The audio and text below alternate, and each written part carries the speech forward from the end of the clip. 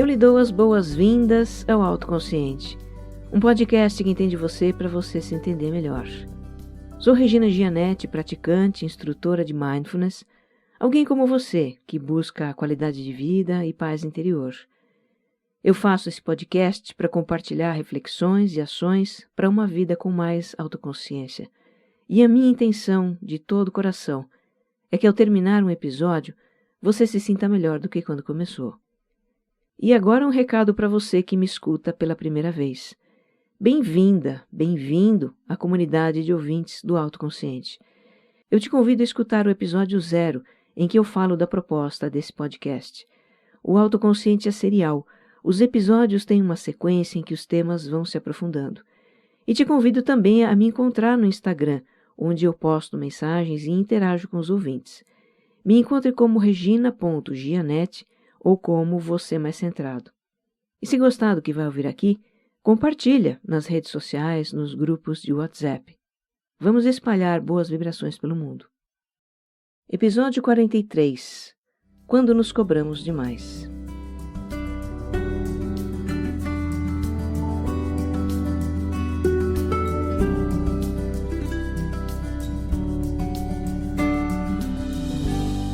Pensa numa pessoa que você confortaria, incondicionalmente confortaria se ela fracassasse, tivesse alguma dificuldade ou cometesse um erro.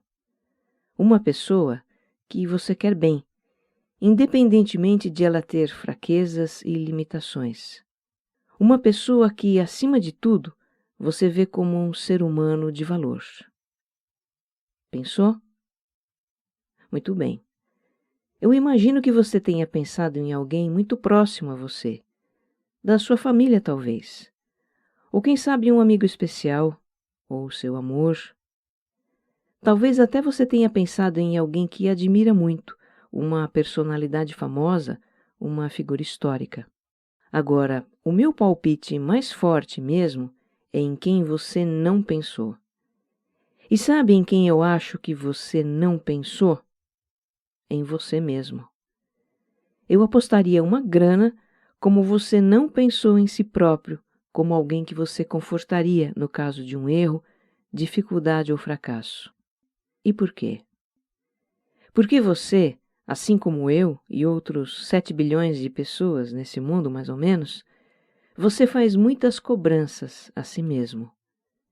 Você se cobra por seus erros, suas fraquezas, por não conseguir isso ou aquilo, por não ter as qualidades ou resultados que gostaria de ter. Eu estou exagerando? Mas olha, não se cobre por se cobrar, tá? Porque até isso a gente faz com a gente mesma, né? Em maior ou menor grau, todos nós temos a experiência da autocobrança, pelos mais diversos motivos. Deixa eu te contar aqui um pouco do que os ouvintes compartilharam comigo pelo Instagram. Me cobro demais para dar conta dos meus papéis de mãe, esposa e filha. Me cobro ser perfeita. Meu nível de exigência comigo mesma é altíssimo. Me cobro o tempo todo para reconhecer o meu propósito de vida. Me cobro todos os dias que no próximo concurso público que eu fizer, eu tenho que passar. Me cobro ser mais paciente, menos explosivo, ser um bom pai. Me cobro fazer tudo certo, ser aceita e reconhecida como parte de um grupo. Me cobro estar disponível para tudo e todos sempre, ser magra e exemplar. Me cobro muito em trazer resultados para minha vida. Me cobro por julgar os outros, sei que é errado. Me cobro fazer tudo sozinho e nunca errar. Me cobro fazer o que aparecer na minha frente, abraçar o mundo e dar conta de tudo. Me cobro atingir todas as metas. Me cobro ser sempre forte, não me permito amolecer. Olha aí, a coisa vai longe, viu? Eu recolhi toneladas de cobranças. E junto com elas, muitos sentimentos amargos. Sentimentos de inadequação, descontentamento, insuficiência, culpa e rejeição das pessoas com relação a elas mesmas. Para não deixar dúvida do quanto essa experiência é universal, porque infelizmente é, eu transcrevo aqui algumas falas da americana Tara Brach, que é doutora em psicologia escritora e faz um bonito trabalho para a cura do relacionamento conosco mesmos. A Tara costuma dizer que, com raras exceções, mas muito raras mesmo, nós vivemos numa espécie de transe de indignidade, prisioneiros de um sentimento de não ser bons o bastante. Ela diz assim: embora nem sempre tenhamos consciência disso, nós nos avaliamos e julgamos o tempo todo. E com muita frequência percebemos uma lacuna entre a pessoa que acreditamos que deveríamos ser e a pessoa que somos no momento. Essa lacuna nos faz sentir não ok, como se nós fôssemos inerentemente deficientes. E a cultura contemporânea acentua ainda mais os nossos sentimentos de inadequação. Vivemos numa sociedade baseada no medo, altamente competitiva e com padrões que valorizam determinados tipos de inteligência, tipos de corpo e conquistas. E aí, para não nos sentir rejeitados, abandonados ou separados dos outros, desenvolvemos estratégias para nos defender ou promover a nós mesmos. Olha, tudo bem a gente querer se desenvolver, se aperfeiçoar como pessoas, cultivar qualidades e estabelecer certos objetivos para nós. Mas isso não justifica as cobranças ácidas que fazemos a nós mesmos. Cobranças que muitas vezes têm um tom de autodesprezo. Na lógica da nossa mente, a autocobrança seria uma forma de nos mobilizar, como quem diz, eu sei o que é esperado de mim. Só que isso tem sérios efeitos colaterais. Nos faz sentir mal, paralisar, desacreditar de nós mesmos, nos desvalorizar e até mesmo nos odiar. Então, neste episódio, vamos levar a luz do entendimento para a autocobrança. E quem sabe isso abre um espacinho no nosso coração para a gente cultivar a autoaceitação, que é uma forma amorosa de nos motivar para o crescimento.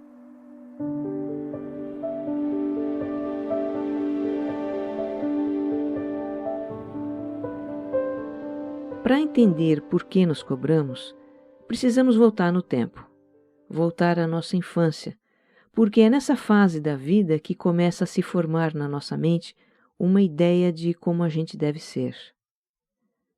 Uma das fontes onde eu aprendi sobre isso é um livro chamado O Caminho da Autotransformação, que faz parte de um método de desenvolvimento pessoal conhecido como Pathwork. Eu gosto muito da abordagem desse método. Ela é profunda, mas é simples. Não é difícil de entender. Então, como já exploramos aqui no Autoconsciente algumas vezes, vira e mexe esse assunto volta porque é uma base para a gente se entender, não é? Como já exploramos aqui, todos nós temos uma necessidade instintiva, inata, de nos sentir amados e protegidos. Em geral, nós fomos educados para ser bons, fazer as coisas certas, nos comportar, ser ordeiros, etc, etc. Quando fazíamos o que era esperado, ficava tudo bem. Mas quando a gente contrariava o que era esperado, no mínimo, fomos desaprovados, ou percebemos no outro um descontentamento com a nossa atitude. E isso, para uma criança, para um ser em formação, vulnerável, indefeso, causa a impressão de não ser amado. É muito assustador. Então, o que nós, seres humanos inteligentes, começamos a criar para nós mesmos, para nos proteger da falta de amor e do sentimento de inadequação? Começamos a criar um ideal de perfeição para nós, uma autoimagem idealizada, como se diz no Pathwork, uma versão perfeita de nós mesmos para apresentar ao mundo, com qualidades, comportamentos, modos de agir que nos façam sentir aceitos, aprovados, em última análise, amados. Como é a minha autoimagem idealizada, para te dar um exemplo? É a de uma pessoa responsável, que tem um forte senso de dever, correta, justa, séria, respeitadora, determinada, independente, forte para algumas coisas, sensível para outras, coerente, equilibrada emocionalmente, sensata, ponderada, assertiva, que bota a mão na massa, realiza os seus objetivos e, olha, é coisa que não acaba mais. A nossa autoimagem pode ter muitas facetas. Só que tem uma coisa. No nosso íntimo, temos plena consciência de que a nossa autoimagem é uma fachada, uma máscara. Temos plena consciência de que não somos perfeitos, de que temos nossas fraquezas, dificuldades, contradições, negatividade e tudo mais que acreditamos que é preciso esconder para não sermos rejeitados. E é daí que surgem as autocobranças, do contraste entre o que realmente somos e a autoimagem que queremos exibir para os outros. Então, por exemplo, se eu tenho uma autoimagem de pessoa segura, e aí eu me sinto insegura numa situação da minha vida, eu me cobro. Não deveria me sentir assim. Se eu tenho uma autoimagem de pessoa justa, e por uma fraqueza ou engano eu cometo uma injustiça com alguém, eu me cobro. Como pude ser tão injusta? Se eu tenho uma autoimagem de pessoa que realiza seus objetivos e tenho um fracasso, eu me cobro. Não sou boa o bastante. O fato é que nós podemos passar toda uma vida nos esforçando arduamente para nos tornar essa pessoa infalível e impecável que desejamos ser, com a esperança de, quem sabe um dia, a gente seja realmente essa pessoa. Assumimos projetos crônicos de autoaperfeiçoamento em nome disso. A grande ironia é que a autoimposição para sermos perfeitos nos distancia do autoaperfeiçoamento que buscamos.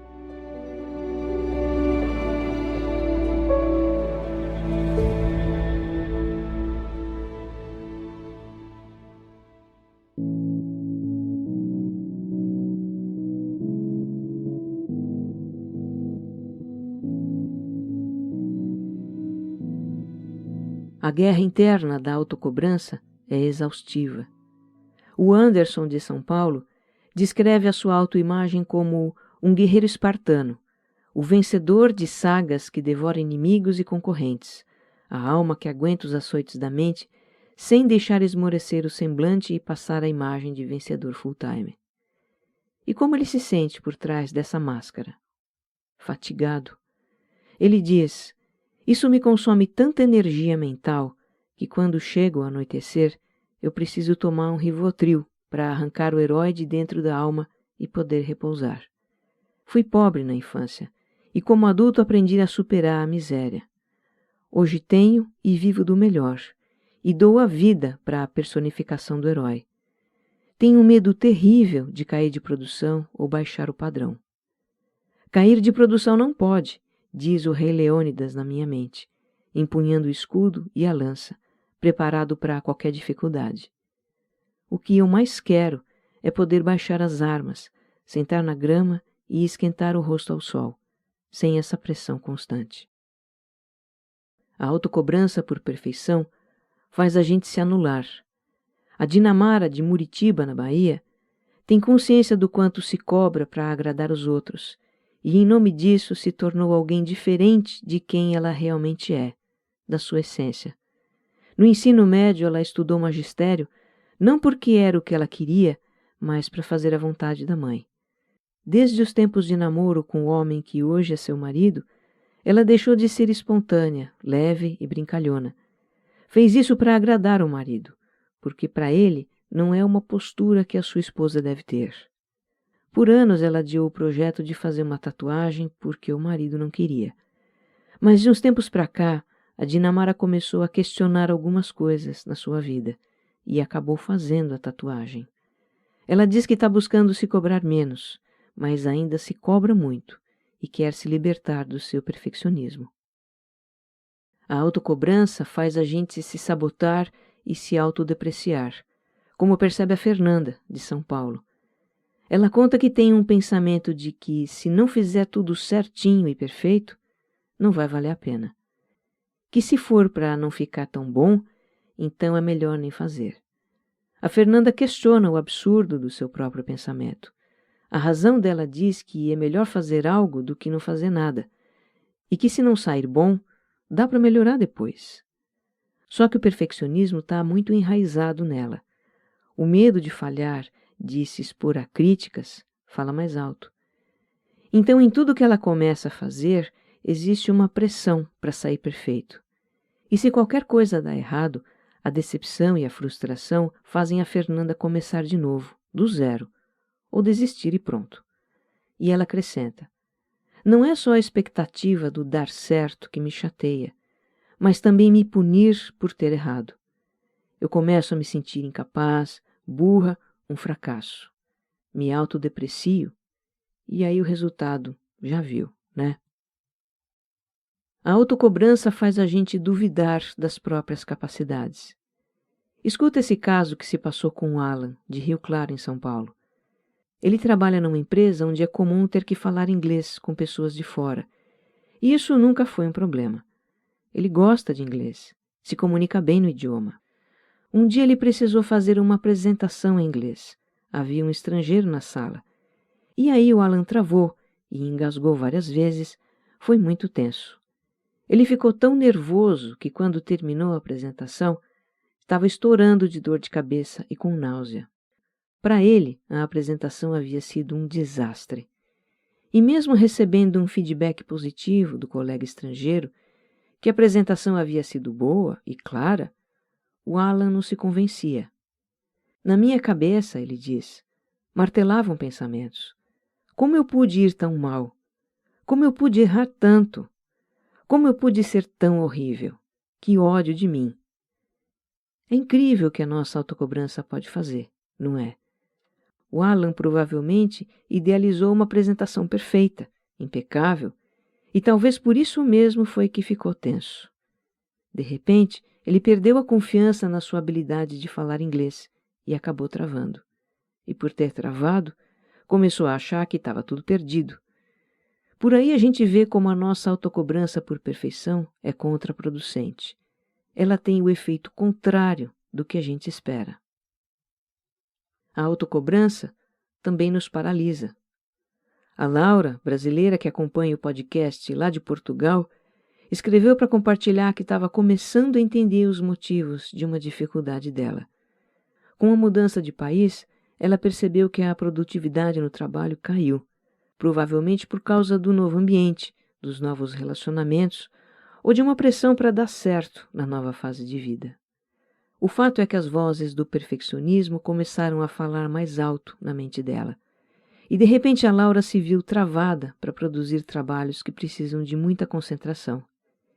Isso é muito comum acontecer.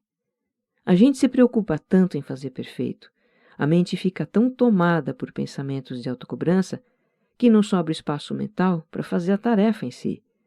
A gente fica patinando nos pensamentos e não sai do lugar. Foi isso que a Laura descobriu. Pois é, as nossas autocobranças e sentimentos de insuficiência são como uma toxina que pode infectar todos os aspectos da nossa vida, como diz a Tara Brach. E isso inclui os nossos relacionamentos, é claro. A gente cria uma autoimagem idealizada e investe muita energia em fazer o outro nos perceber de determinada maneira, como alguém inteligente ou divertido, bem resolvido, poderoso, descolado ou sei lá o quê. E no fundo, estamos escondendo do outro quem realmente somos, com medo de que ele não nos aceite como somos. Como é possível ter um relacionamento verdadeiro e íntimo com alguém se num nível profundo nos sentimos falhos, insuficientes e indignos, não é?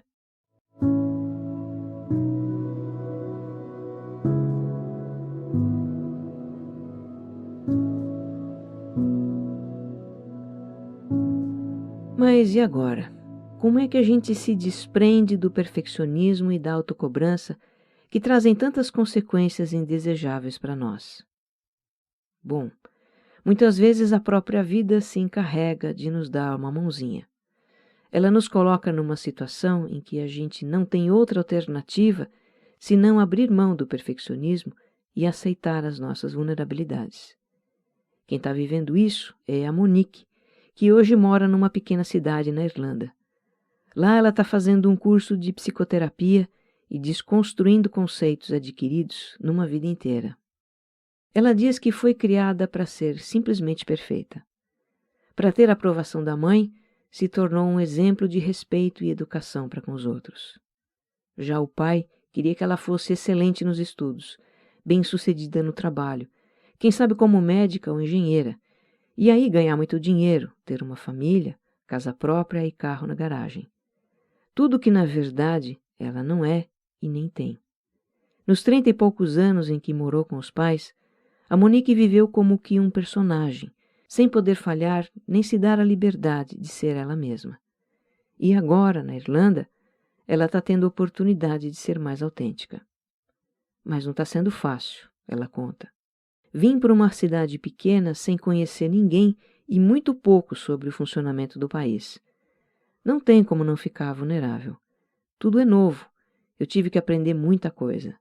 Desde encontrar o shampoo certo para o meu cabelo, até em quem confiar. Fazer faculdade de psicoterapia em inglês também não é simples. Minhas notas não são tão boas, e isso me frustra. Me frustra também o fato de eu não estar numa universidade top. Passei em algumas escolas top do Reino Unido, mas são caras e não consegui bolsa. Fui criada para servir e dar tudo de mim pelo outro. Por isso eu sempre fui até os meus amigos. Pago caro, viajo quilômetros e mantenho contato. Mas dificilmente os meus amigos vêm até mim. Isso é uma das coisas que eu estou tentando mudar. Me desprender da culpa se eu não correr atrás de ninguém. Se eu não sou a amiga perfeita que está sempre lá. O que eu estou percebendo é que quanto mais fiel eu me mantenho a mim mesma, me desprendendo da obrigação de ser perfeita para os meus pais, para amigos, conhecidos, a sociedade em geral, mais em paz eu fico. É difícil não ser perfeita. Dói, mas é libertador. Pois é, a Monique está descobrindo a coragem de ser imperfeita. A vida toda ela acreditou que a perfeição a protegeria do sofrimento de não ser amada. E o que mais ela encontrou nesse caminho foi o quê? Sofrimento. Agora ela está assumindo quem realmente é, com todas as suas vulnerabilidades, estudando com dificuldades, tirando notas apenas suficientes e tudo mais. E o que ela está encontrando? Paz. A gente se cobra tanto para ter a aceitação do outro e se desvia da aceitação que realmente é importante ter, a de nós mesmos. A Fabiana, de São José dos Campos, São Paulo, foi alguém sempre disposta a mudar qualquer coisa nela para agradar o outro. Passou anos corrigindo suas imperfeições e acreditando que, quando ela emagrecesse, seria feliz. Tanto ela fez que conquistou o corpo dos seus sonhos. E olha a ironia. 1 ano depois disso, seu casamento chegou ao fim. Foi preciso ela se ver sozinha para então se voltar para ela própria e se conhecer. Foi preciso largar a síndrome de Mulher Maravilha para perceber suas verdadeiras qualidades. A Fabiana se deu conta do quanto havia sido dura consigo e começou a mudar a relação com ela mesma. Antes ela só via suas imperfeições e agora procura olhar mais para suas virtudes e aceitar elogios. Algo que está fazendo diferença na vida dela é praticar a atitude da gratidão. Verbalizar e escrever as coisas que ela se sente grata por ter. Diz a Fabiana: eu tenho enxergado a vida de forma mais leve e atraído bons momentos, apreciado a vida com mais leveza. Eu sou uma mulher bonita, saudável, independente, tenho uma família acolhedora, amigos, tenho muito mais a agradecer do que a reclamar. Eu perguntei para Fabiana se mudou algo na forma de ela lidar com as suas imperfeições, ela que havia sido tão dura consigo mesma. E ela respondeu que sim. Procuro ter mais autoaceitação e autocompaixão. Quando eu percebo que poderia ter sido melhor, eu não me cobro tanto quanto antes. Procuro compreender onde falhei para acertar na próxima. Quando vejo que eu estou ficando para baixo, busco uma meditação, ou ler um livro, ou ligar para um amigo. E tenho procurado sair de casa todos os dias, como se eu fosse encontrar alguém. E vou mesmo. Vou me encontrar. Para encerrar esse episódio, eu vou te confessar uma coisa. Eu escolhi esse tema porque eu mesma andei me cobrando nos últimos dias. Eu andei tendo umas atitudes que não correspondem à minha autoimagem idealizada. Sabe como é? Fui impulsiva, fui um tanto agressiva e depois fiquei me julgando e pegando no meu pé. Bateu um sentimento de culpa pelo que eu fiz. E o que eu estou praticando fazer quando eu me pego assim é aceitar que eu sou apenas um ser humano, falível e imperfeito, e me perdoar pelo auto-julgamento. Recentemente eu comecei a usar as frases do Ho'oponopono, que é uma tradição do povo do Havaí. Não sei se você já ouviu falar. Eu digo então para mim mesma: eu sinto muito, eu me perdoo, eu me amo, eu sou grata. Eu sinto muito, eu me perdoo, eu me amo, eu sou grata.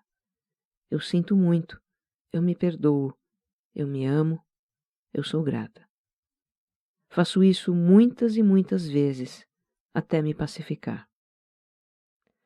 Sabe, cada vez mais eu me convenço de que também faço esse podcast para mim mesma. Alguém que precisa ouvir muito isso tudo sou eu. Fazer o quê, né?